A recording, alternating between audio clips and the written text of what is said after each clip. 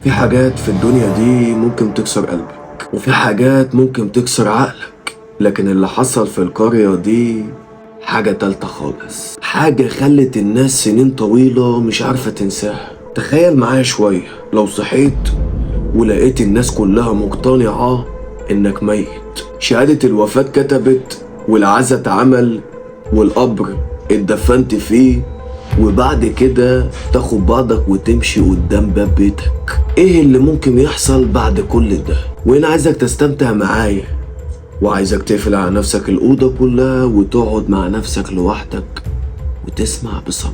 ندى بنت عندها 19 سنة، معروفة وسط البلد بأخلاقها وهدوءها. في صباح يوم عادي قالت لأمها إنها رايحة شوية مشاوير، هتخلص شوية حاجات وهترجع بسرعة، لكنها ما رجعتش. في البداية أهلها افتكروا إنها اتأخرت. بعدها بساعات بدأ القلق، ومع دخول الليل القلق اتحول لرعب.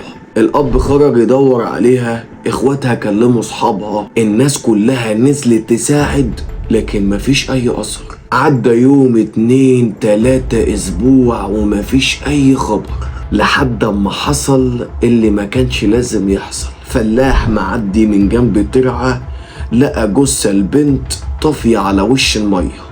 الشرطة وصلت والجثة كانت في حالة سيئة جدا، والتعرف عليها كان صعب، لكن معاها اكسسوارات وشوية شغل كده شبه اللي مع ندى. أهلها شافوا الحاجات دي وانهاروا، وتم الإعلان عن وفاة ندى رسميا.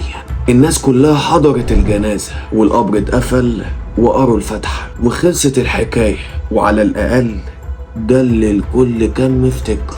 بعد أسبوعين الساعة 8 بالليل خبط حد على باب البيت. الأب فتح واتجمد مكانه، لأن اللي كانت واقفة قدامه كانت ندى حية بكل تفاصيلها، وشها، صوتها، نظراتها. الأم أول ما شافتها صرخت، والخبر انتشر في البلد كلها. الناس اتجمعت قدام البيت، وبقى في سؤال بس بيطرح دماغ الكل: ازاي ندى هي اللي رجعت؟ يبقى مين اللي اتدفن؟ بدأت التحقيقات. ندى قالت انها اتخطفت واتحبست في مكان مجهول، لكن كل ما الشرطة تسألها عن تفاصيل أكتر كانت بتتوتر، وكان واضح إن هي مخبية حاجة. الشرطة رجعت ملف الجثة واكتشفوا إن التعرف عليها تم اعتمادا على المتعلقات الشخصية فقط. ما الجثة اتدفنت خلاص، يعني من المحتمل جدا إن الجثة دي تكون لشخص تاني. وهنا ظهر اسم جديد، اسم ريم، بنت مختفية من شهور، مواصفاتها بتشبه جدا مواصفات الجثة. لكن الغموض ما كانش هنا. بعد رجوع ندى بدأت تحلم كل يوم بنفس الكابوس، بنت واقفة جنب قبر، وكل ليلة كانت الصورة أوضح، لحد ما سمعتها بتقول: أنا اللي اتدفنت معاكي. في الوقت نفسه الأب لاحظ حاجة غريبة، صحي في نص الليل ولقى ندى خارجة من البيت، ومشي وراها لحد المقابر. لقاها واقفة قدام القبر اللي الجثة اتدفنت فيه، وكانت بتقول قدام القبر: أنا آسفة. ولما لمسها لقاها فاقت، دي كانت فاقدة الوعي. بعدها بدأت الحقيقة تتكشف بالتدريج.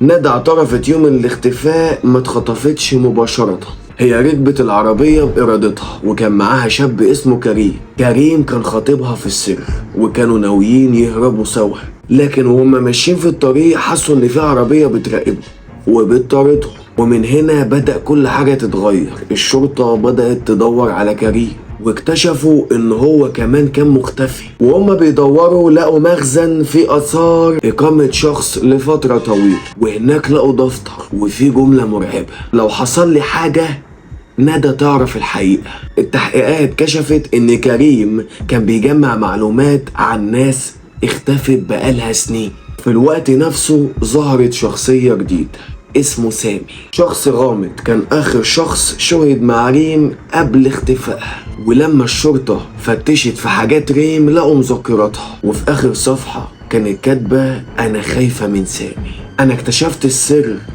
ولو اتكلمت هيموتوني. هنا المحقق حسب ان القضية اكبر من اختفاء بنت. ووقت ما كانوا بيراجعوا الكاميرات ظهر شيء اغرب.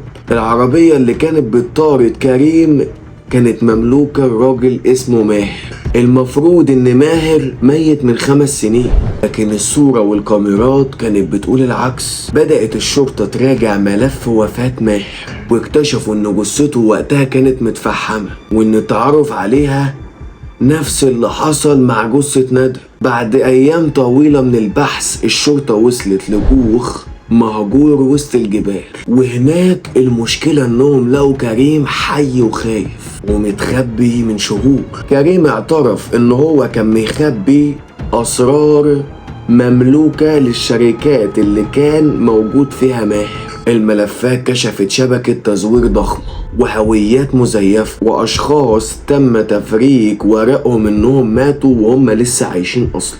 قبل ما كان هيبلغ الشرطة بدأ انه يحس ان في حد بيراقبه، فنسخ كل الملفات على فلاشة وهرب. ولما فتحوا الفلاشة كانت الصدمة، في معلومات عن عشرات الاشخاص، لكن الملف الاخضر كان مكتوب فيه المشروع الاخير. ولما ظهر ذكروا اسم واحدة بس، ندى. ندى نفسها كان كل حاجة مخططة لها من سنين، اختفائها ورجوعها وحتى الجثة اللي اتدفنت مكانها. وفي آخر الملف مكتوب عندما تعود ندى لمنزلها تبدأ المرحلة الأخيرة. الجميع اتجمد مكانه، لكن ندى فعلا رجعت بيتها. يعني المرحلة الأخيرة بدأت، لكن كله ما كانش يعرف يعني ايه المرحلة الأخيرة دي، ومين الأشخاص الحقيقيين اللي واقفين ورا كل ده، وليه ندى بالتحديد هي الهدف. وكان السؤال المرعب، هي ندى هي الضحية ولا جزء من سر أكبر بكتير من اللي احنا متخيلينه أصلا؟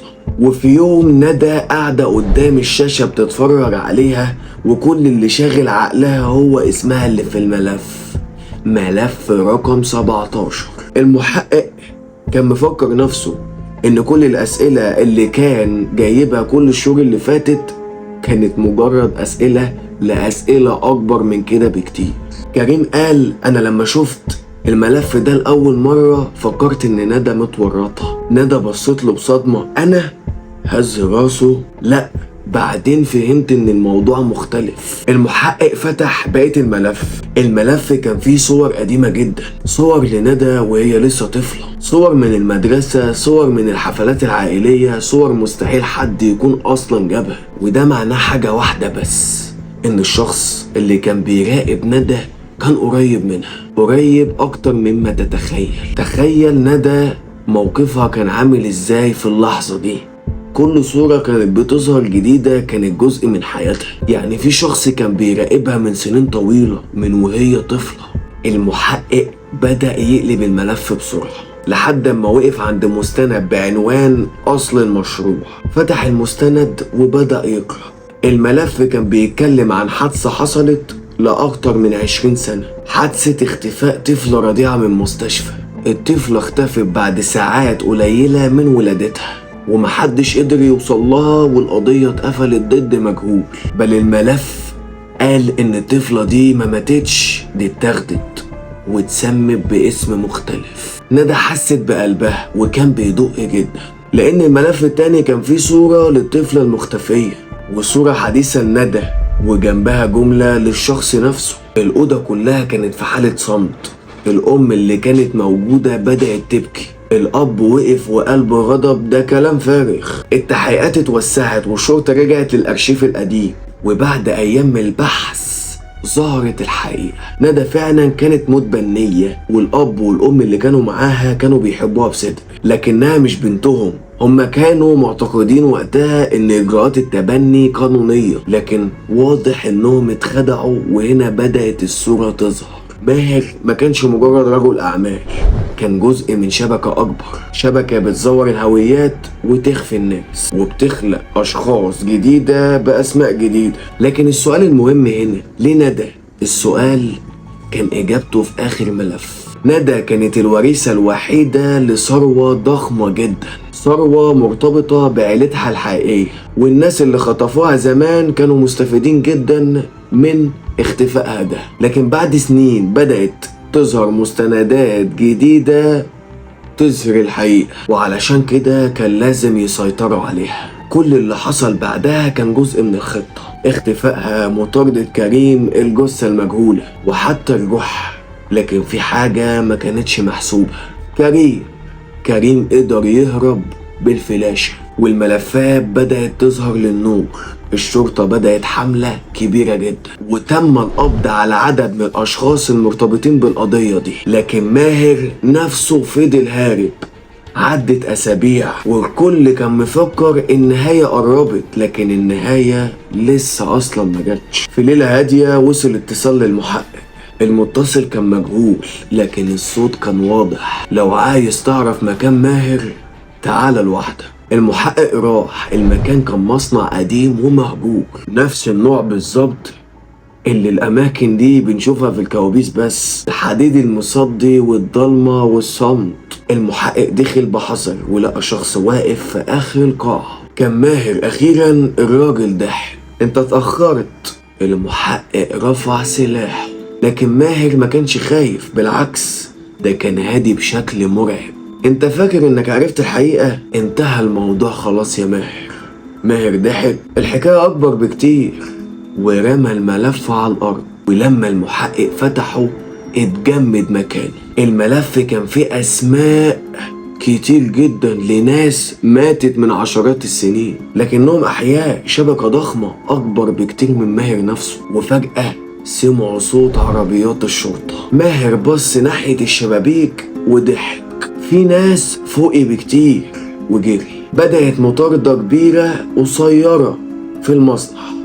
ووقت الجري ده في جزء وقع من المبنى القديم، والأنقاض وقعت. ولما ماهر اختفى الغبار اختفى، لا جثة ولا أثر ولا أي دليل، كأنه اتبخر. وبعد شهور القضية اتحولت لرأي عام، وتم كشف أجزاء كبيرة من الشبكة، وتم إعادة فتح عشرات الملفات من الاختفاء. أما ريم فتأكدوا إن الجثة اللي اتدفنت مكان ندى كانت جثة ريم، وأهلها عرفوا الحقيقة. وندى بدأت تبدأ حياة جديدة، بعيد عن الخوف، بعيد عن الملفات، بعيد عن الماضي. لكن في ليلة من الليالي كانت قاعدة لوحدها في البيت، وكانت بتراجع صورة قديمة. وفجأة لفت نظرها شيء، حاجة ما انتبهتش ليها من زمان جدا.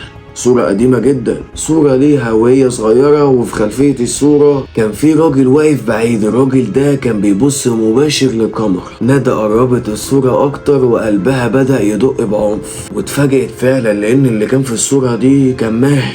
الصورة عدى عليها يجي 5 ولا 10 سنين، يعني الراجل اللي كان بيراقبها من طفولتها قبل ما تاخد الصدمة. وصلت رسالة على تليفونها من رقم مجهول.